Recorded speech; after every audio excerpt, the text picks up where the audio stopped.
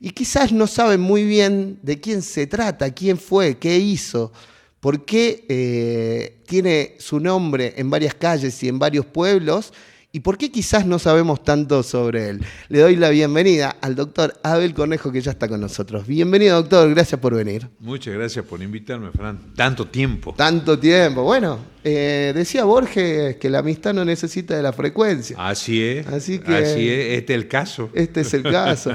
Y una buena charla siempre es un buen motivo para volvernos a juntar. En este caso lo trae, Doc, la presentación de Moldes, un héroe silenciado. Un héroe silenciado. Vos sabés que la historia de Moldes para mí tiene doble motivación, ¿no? Una, yo he tenido un tío abuelo que he querido mucho, que ha sido como mi abuelo, Bien. y que desde que yo era niño, iba con él a veranear y a pasar las vacaciones de julio a Cafayate. Él vivía en Cafayate, mi tío Enrique. Y siempre que pasábamos por Coronel Moldes, necesariamente yo era curioso, iba y le preguntaba por el Coronel Moldes. Entonces él me contaba que ese pueblo se había llamado Puerta de Díaz, que cuando se construye el ferrocarril en la estación Coronel Moldes, que había sido un coronel muy valiente, Paredón y después, no sabía, hasta ahí el relato y el recuerdo familiar. Pero resulta que después, cuando estaba escribiendo, ya han hecho 10 años en mayo de este año de La Mirada de Güemes, me encuentro con ese historiador extraordinario que tiene Salta y que tiene la Argentina, poco valorado, que es don Bernardo Frías. Bien. Que en uno de los tomos de la historia del general Martín Güemes y de la provincia de Salta, o sea, de la independencia argentina, todos se llaman los 6 tomos de Frías, Sí. hay una exposición del coronel Moldes en un apéndice donde él da cuenta de todos sus actos públicos, ¿no? Y yo a partir de ese entonces dije, bueno, me parece que es una figura interesante, y empecé a buscar cosas sobre Moldes e interesarme sobre Moldes. Claro. Hasta que este año una querida amiga, que es Eliana de Arrascaeta, que es la directora de la revista Todo es Historia, fundada por don Félix Luna hace 67 años. Tengo algún libro, alguna revista en mi casa de esos. Y tengo el honor de ser colaborador de ahí. Le digo, tengo un artículo sobre Moldes, porque me pregunto si tenía algo para publicar. Bueno, le encantó el artículo, no tanto, no vamos a hacer autorreferencial de que ya encantó mi artículo, le encantó el tema. Bien. Lo lee el artículo y me dice, ¿por qué en vez de hacer un artículo, no dejas la pereza de lado y escribí un libro? Me parece tan injusto que te diga deja la pereza de lado. Porque no, es porque eso era, sabe que es una forma de que iba a saltar. Claro. Perdón, ¿no? Un paréntesis, una digresión muy pequeña. ¿Cuántos libros lleva Doc? Yo de Derecho escribí 9. Wow. Y de Historia el 8º. Qué producción. Pereza no tiene para escribir.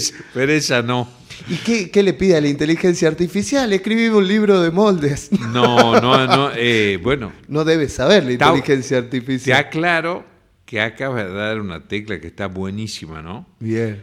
Ojo con la inteligencia artificial, es una querida amiga mía, pero no en historia. Bien. No en historia. Hay muchos errores, sí, lo he comprobado, que hay que tener cuidado ahí, ¿no? En otras cosas no, en otras cosas es magnífica, pero con historia, ojo ahí, ¿no? Porque además se necesita del rigor y de la pericia de haber leído bastante como para hacer la historia un héroe silenciado. Como sí, y segundo libro que me pasa con el héroe silenciado también, que al igual que me pasó con Macacha Güemes, que encontré sobre José de Moldes retazos. El primero que escribe en Salta, primero y único que escribe en Salta sobre Moldes, fue Luis Arturo Torino.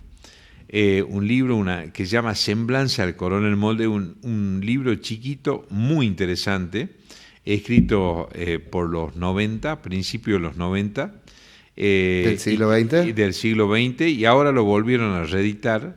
La editorial de la Universidad Católica de Salta lo acaba de reeditar con total justicia al libro de Luis Arturo Torino, que es una referencia, ¿no? ¿A dónde más se encuentran cosas sobre Moldes? En Mendoza. En Mendoza. Él es oriundo de ahí, ¿verdad? No, él es nacido en Salta, en la ciudad de Salta. Lo que pasa es que es el primer teniente de gobernador, que era un cargo que ya no existe más, de la colonia, que lo toma la Revolución de Mayo, y el primer teniente de gobernador patriota después de la Revolución de Mayo en Mendoza. En Mendoza, ese dato. ¿Y qué más pide? Que Mendoza, que no era provincia, no era una tenencia de gobernación, como era Jujuy de Salta, bueno, lo que es Cuyo, Mendoza, San Juan y San Luis, formaba parte de la provincia de Córdoba del Tucumán. Entonces los mendocinos lo quieren mucho a Moldes, porque Moldes es el que plantea la provincialización de Mendoza, el primero. Bien. ¿Qué otra cosa ha hecho Moldes? Ha sido, cuando le toca, porque era temporal, presidente de la Asamblea del año 13, el padre de Moldes, Juan Antonio Moldes, fue uno de los 3 personajes más ricos de Salta en su momento, y era esclavista. ¿Quién pide la abolición de la esclavitud? José de Moldes. Qué loco esa historia. Claro, doctor. Se había educado en el Colegio de Nobles de Madrid, porque era, reitero, hijo de una familia muy pudiente, es el alumno más destacado de su promoción. Y si vos eras el alumno más destacado y seguías la carrera de las armas, te incorporaban a la Guardia de Corps del Rey de España. Entonces Moldes fue jefe de la Guardia Real del Rey Carlos IV, aquel de la farsa de Bayona, el padre de Fernando VII. Pero ¿qué aparece en la vida de Moldes? La figura de don Francisco de Miranda, el precursor de la independencia americana, porque ese es el verdadero precursor, en la Sociedad de los Caballeros Racionales, que en España va a tener distintos nombres, ¿no? La Logia de Cádiz es una de ellas, a la que perteneció el Libertador San Martín, y la Gran Reunión Americana, a la que va a pertenecer Moldes, va a pertenecer Juan Martín de Pueyrredón, José Matías Zapiola, entre otros. Él vuelve a la Argentina, es decir, a las Provincias Unidas del Río de la Plata, y en ese entonces todavía Virreinato del Río de la Plata, y se reúne con los hermanos Rodríguez Peña. Empiezan las reuniones en la jabonería de Hipólito Vieites, y va a integrar una pequeña logia que después va a devenir en lo que se llamó la Logia Lautaro, pero previo a la Revolución de Mayo de 1810, él empieza, yo no llamaría a conspirar, a reunirse y a pensar de acuerdo a las ideas de Miranda. Miranda quería que todo Sudamérica, salvo Brasil, fuese una sola república. Moldes piensa que las Provincias Unidas del Río de la Plata tenían que ser una república. No le gusta que se propongan soluciones monárquicas, y es de alguna manera el padre del republicanismo argentino. Y en las 2 facciones que se divide la Logia Lautaro después de 1810, Moldes queda como una tercera posición, porque él además discute, es el primero en discutir la preeminencia de Buenos Aires sobre el resto de las provincias interiores. Algunos historiadores, que esto es lo que... ¿Ya discutía la dominación porteña, por decirlo de alguna manera? Por supuesto, porque Buenos Aires, después de las invasiones inglesas, que es cuando empieza en esta parte de las Provincias Unidas, la otra fue en el Alto Perú, en Chuquisaca y La Paz, el 25 de mayo de 1809, hay 2 movimientos insurreccionales fuertes ahí, donde también hay contactos de Moldes en esas insurrecciones, porque también piden independencia y república. Buenos Aires, después de 1810, se arroga el derecho, por haber sido la capital virreinal, de designar a los gobernadores provinciales. Por ejemplo, en Salta lo designan a Feliciano Antonio Chiclana. Moldes se opone. Y aparece... Seguía vinculado Moldes en toda esta carrera que primero, muy formativa en España, luego ya en el virreinato, en territorio nacional, pero alejado de Salta, ¿seguía vinculado a la provincia, a lo que pasaba acá? Siempre sigue vinculado a Salta.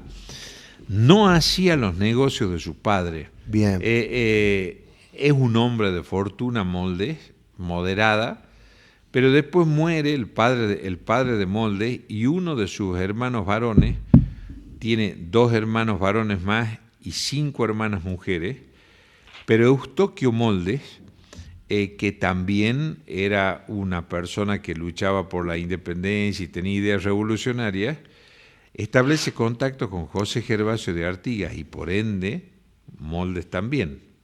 Es decir, su hermano Eustoquio, el camino que lo lleva a tener una relación fluida con Artigas. En las ideas de Moldes no aparece tan fuerte la idea de la federación, pero sí la de la república. Bien. Y es un antimonárquico cerril, ¿no? Y en Salta hay un grupo que lo integran él, los hermanos Francisco y José de Gurruchaga, Marco Zorrilla, don Calixto Gauna, Luis Burela. Varias calles. Bueno, varias calles, ¿no? Es como eso, por ahí hay una canción perdida que dice, no sé por qué la calle tiene un nombre si no conozco el nombre de la calle, ¿no? Claro. Así. Y bueno, entonces ahí empieza esa tarea de conspiración previa a la Revolución de Mayo, previa a la Asamblea del año 13. En la Asamblea del año 13 tiene un episodio con José Agrelo, que era un diputado por Buenos Aires, porque José Agrelo planteaba que las provincias, mira cualquier parecido con la realidad, pura casualidad, ¿no? Que las provincias debían tributarle a Buenos Aires. Moldes se enfurece y los expulsan a los 2, con la diferencia que Agrelo sale como un gran señor y a Moldes lo mandan a Carmes de Patagones. Que era un destierro, más o menos. Absolutamente. Lo van a liberar por pedido del Cabildo de Salta, porque el Cabildo de Salta, junto con José Ignacio Gorriti y Mariano Boedo, son los 3 diputados al Congreso de la Independencia, donde lo van a admitir a Gorriti y a Boedo, pero rechazan el pliego de Moldes, porque decía que Moldes era un enemigo cerril de los porteños. ¿Y qué pasa allí? Ahí hay un grupo de diputados muy importante que sostiene la candidatura de José de Moldes a director supremo del Estado, en contra de Juan Martín de Pueyrredón, que había sido su íntimo amigo. Y se produce un enfrentamiento donde Moldes le exigen, por orden, hay un episodio entre Tomás Godoy Cruz y Moldes. Godoy Cruz lo acusa a Moldes de leer las instrucciones que él recibía de San Martín, que era gobernador de Mendoza, que San Martín admite en una de esas cartas no conocerlo personalmente a Moldes, sino que tiene un mal juicio, dice, por su carácter, ¿no? Antes de eso, él había aportado 5.000 pesos fuertes y había diseñado el plan táctico y estratégico de la batalla de Tucumán, y Belgrano lo nombra segundo jefe del Ejército Auxiliar del Perú. Hay un motín de Dorrego y Forrest que dice que Moldes pretendía tiranizar la tropa, lo que quería era organizar ese desastre que fue el Ejército Auxiliar del Perú, y por ese motivo no va a combatir en la batalla de Salta. Mirá.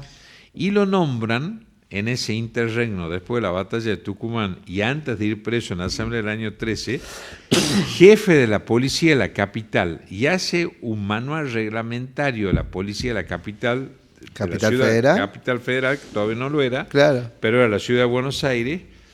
Ese reglamento se mantuvo vigente hasta 1853, ¿no? Época de la Constitución. Ahí en el Departamento Central de Policía, la Policía Federal, está todavía el reglamento del coronel Moldes. ¡Qué bárbaro! Para urbanización y vigilancia de las calles de la ciudad de Buenos Aires. ¡Qué bárbaro! ¿No?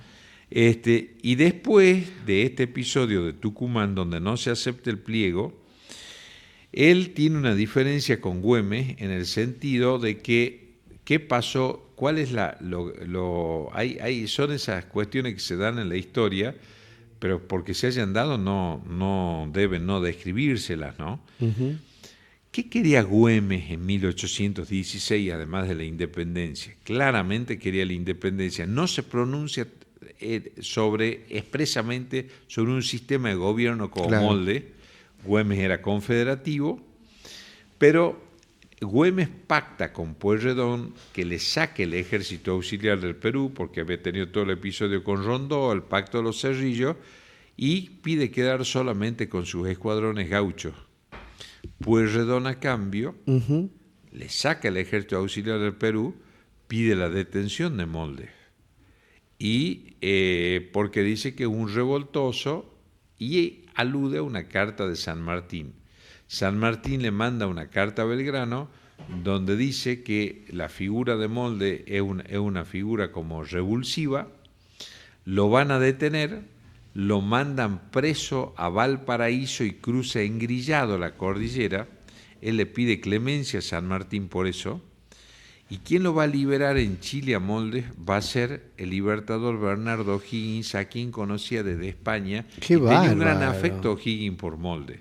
Una vida de película, realmente. Vuelve Moldes liberado por O'Higgins, dura 3 años más y se reúne con un periodista flamígero que había en Buenos Aires, que era Luis Pasos Silva, pero él filmaba como Luis Pasos Canqui, de origen peruano, y que era un gran denunciador de hechos de corrupción.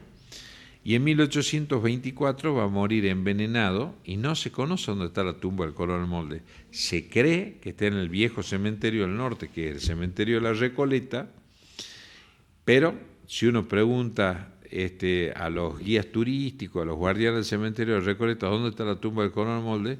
No se sabe, no está.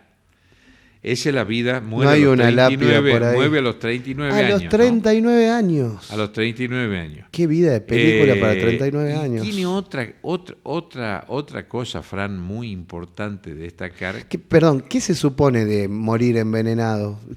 Ya te cuento, porque ahí tenés para ejemplo Claro. una novela. Ya te cuento sobre eso. No es una muerte común. Vos sabés que el único de los historiadores argentinos que él hace una famosa exposición Moldes, donde relata toda su vida. Entonces, cuando vos lees los historiadores, sobre todo los porteños céntricos, ¿qué dicen de Moldes? Que tenía un carácter tortuoso, una personalidad avasallante, pero no encontrás un solo reproche ni en su desempeño en la vida pública ni en su desempeño militar, ¿no? Y en esta exposición nadie se la refuta. Y esto que vos me preguntas de la muerte, del envenenamiento, hay la logia Lautaro, Bernardo Frías también, la define como una organización tenebrosa. Es una de las asignaturas pendientes de la historia de Argentina, salvo un historiador que se llamó Juan Canter, de la década del 40 del siglo XX, que la estudió en profundidad, la logia Lautaro. Bueno, acá no sucedió tal cosa, ¿no? ¿En qué sentido? Hay un paralelo, es como que dentro de la logia había otra logia, que era donde realmente estaba el poder. Una mesa chica de la logia. Una mesa chica de la logia. Se sabe que hay un enfrentamiento brutal entre San Martín y Alvear. Se sabe que la logia tenía filiales en las provincias, pero que además incidió en la política, no solo de las Provincias Unidas, sino de Chile y de Perú también. Por eso San Martín es protector del Perú. Pero fíjate que hay 3 muertos que los historiadores coinciden, historiadores chilenos, historiadores peruanos, en que hay 3 víctimas propiciatorias de la logia Lautaro. Uno José de Moldes, otro Manuel Rodríguez y otro Bernardo de Monteagudo, también argentino. A los 3 se los adjudican. Moldes muere envenenado, Manuel Rodríguez muere estando detenido con un tiro en la nuca cuando le dicen que lo van a llevar a una cárcel de Quillota en Chile, en un descampado que se llama el Tiltil. Y Bernardo de Monteagudo, cerca de la Plaza de Armas de Lima, es apuñalado al salir de su despacho, porque Bernardo de Monteagudo, después de ser el numen y el consejero político de San Martín, pasa a serlo de Simón Bolívar. Bolívar queda consternado con la muerte de Monteagudo. Y esa es una historia que son historias trágicas, pero con enormes signos de interrogación, Y fíjate que un periodista mendocino, reitero del afecto que tiene Mendoza por la figura de Molde, escribió un artículo el anteaño pasado que, por eso el título de este libro del héroe silenciado, porque él dice que en realidad el fin de Molde se debe al unanimismo político que hay ya en ese entonces en la Argentina, y que la opinión diferente de alguien que se había enfrentado tan fuerte a que no existe esa primacía de Buenos Aires por una parte, y que es el único que desde el inicio, más que Mariano Moreno incluso, defiende la idea de república, ¿no? Eso lo hace inconfundiblemente un gran seguidor de Francisco de Miranda, porque las ideas mirandinas es quizás el discípulo más, si se quiere, no coherente, pero más fiel en cuanto al ideario mirandino, es Molde. Bien. Por el tema del republicanismo, ¿no? ¿Y Miranda de dónde lo...? Miranda es caraqueño. Miranda va a vivir 41 años en Europa. Miranda lo conoció a Napoleón Bonaparte, claro, lo conoció a Catalina la Grande, la Revolución pero Francesa. tiene un mérito Miranda. A Miranda se lo quiere por ahí poner como un lírico. Miranda en realidad tiene el valor de la coherencia, que durante 41 años pensó lo mismo, y alguien que pudo haber sido deslumbrado por las monarquías europeas jamás claudicó a su ideal republicano. Hay un episodio de Bolívar con Miranda que es una de las partes oscuras de la historia de Bolívar. Bolívar prácticamente en el primer intento de independencia venezolano pierde Miranda, y Bolívar era uno de sus lugartenientes. En una de las capitulaciones que hay, se lo entregan a Miranda los españoles, a Miranda lo van a llevar preso y muere engrillado, prácticamente delirando en Cádiz. Pero la leyenda cuenta que las últimas palabras de Miranda, a pesar que decían que desvariaba, que ya necesitaba otro tipo de atención, no se hablaba de atención psiquiátrica en esa época, estamos hablando principios del siglo XIX, que las últimas palabras de Francisco Miranda es: voy a morir sin ver la república anhelada, ¿no?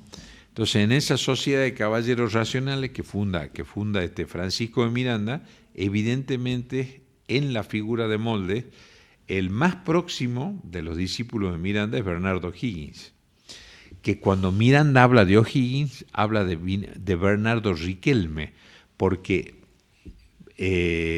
O'Higgins era hijo natural de una señora Riquelme con el virrey del Perú, que era Ambrosio O'Higgins. Después de los 18 años lo reconoce a Bernardo O'Higgins. Y O'Higgins es otro prócer sudamericano ejemplar, que sigue las ideas mirandinas fielmente también, ¿no? O'Higgins también el de la calle. O'Higgins también el de la calle. Y O'Higgins es el que lo apoya a Güemes sin conocerlo también, ¿no? A instancia de San Martín.